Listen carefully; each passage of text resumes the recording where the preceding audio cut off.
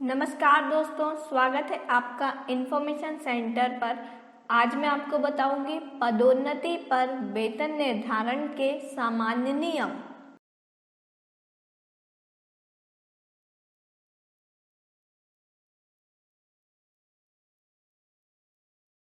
निचले पद से उच्चतर पद पर स्थायी अथवा अस्थायी आधार पर पदोन्नति के समय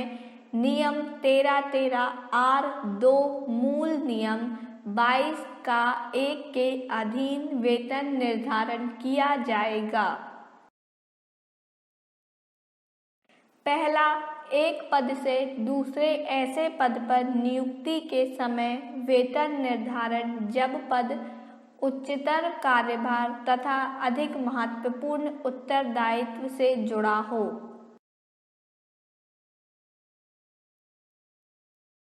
जब किसी रेल कर्मचारी को जो किसी पद पर स्थायी, अस्थायी अथवा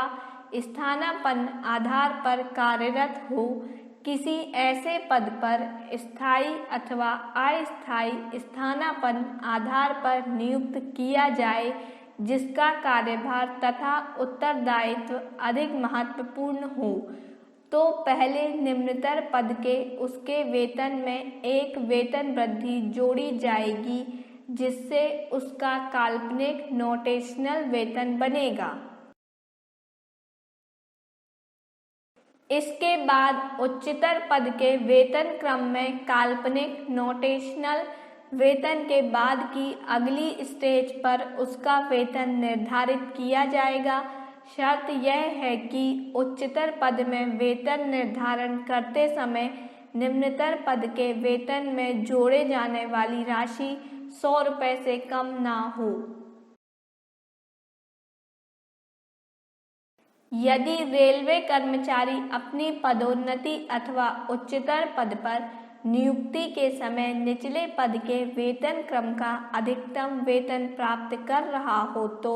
निचले पद के वेतन में वेतन क्रम की अंतिम वेतन वृद्धि की राशि के बराबर रकम जोड़कर जो काल्पनिक नोटेशनल वेतन बनेगा,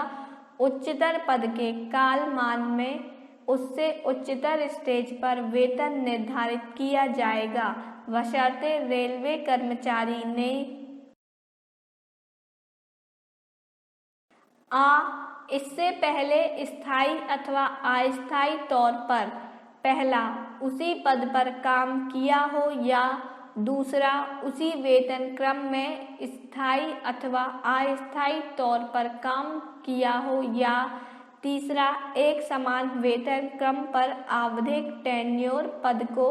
छोड़कर किसी स्थायी पद पर अथवा अस्थायी पद पर काम किया हो, किसी निगमित अथवा अनिगमित संस्था के पद समेत जो पूरी तरह अथवा अधिकतर सरकार द्वारा नियंत्रित हो।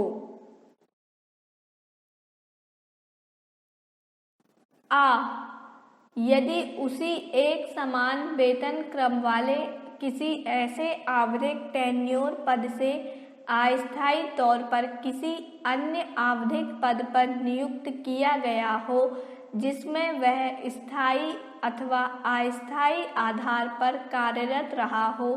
तो उसका वेतन निचले पद के वेतन क्रम के वेतन की उच्चतर स्टेज पर निर्धारित किया जाएगा जिसमें उसने स्थायी अथवा अस्थायी तौर पर काम किया हो।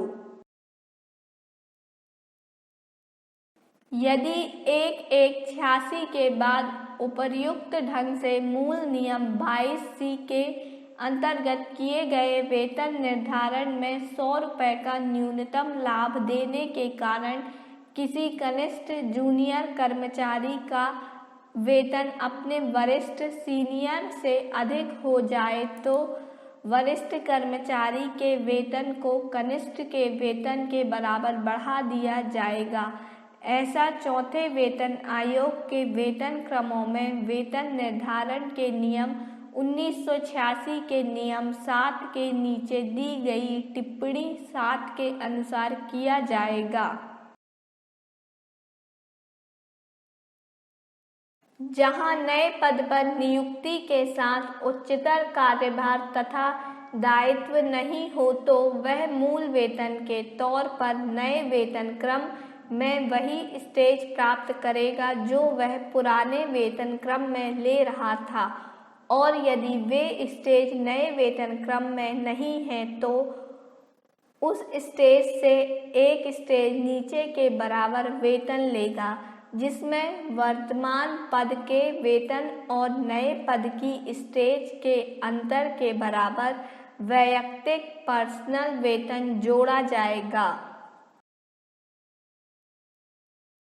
जहां नए पद पर नियुक्ति के साथ उच्चतर कार्यभार तथा दायित्व नहीं हो तो वह मूल वेतन के तौर पर नए वेतन क्रम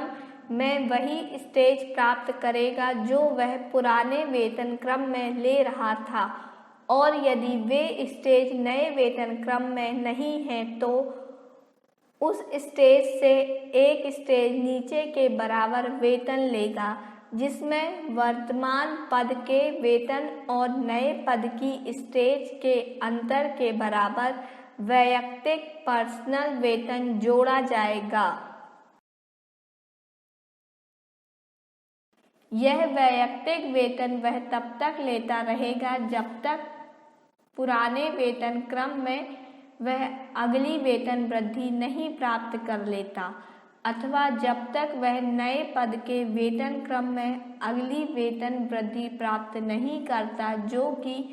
इनमें से कम हो, परंतु यदि नए पद के वेतन क्रम का न्यूनतम निचले पद में उसके स्थायी वेतन से अधिक हो तो उसे नए पद के वेतन क्रम का न्यूनतम मिलेगा।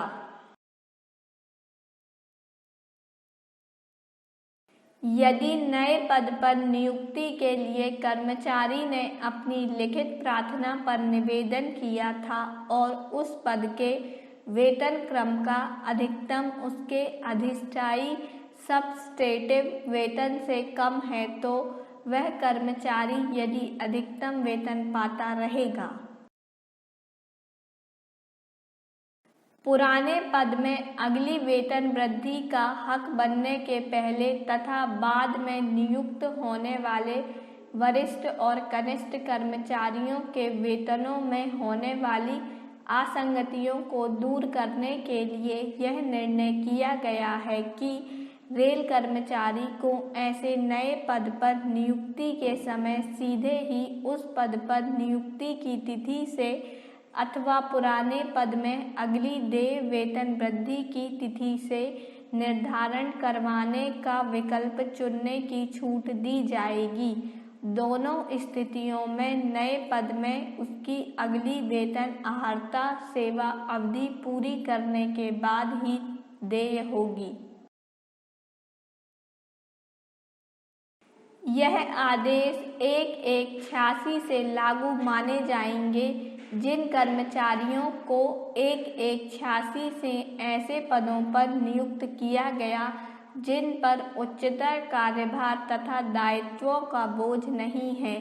और वह इन आदेशों के जारी होने के समय तक उसी पद पर कार्यरत है, तो वह इस विकल्प का इस्तेमाल आदेश जारी करने से 3 मास के भीतर ही कर सकेंगे और एक बार दिया गया विकल्प अंतिम होगा।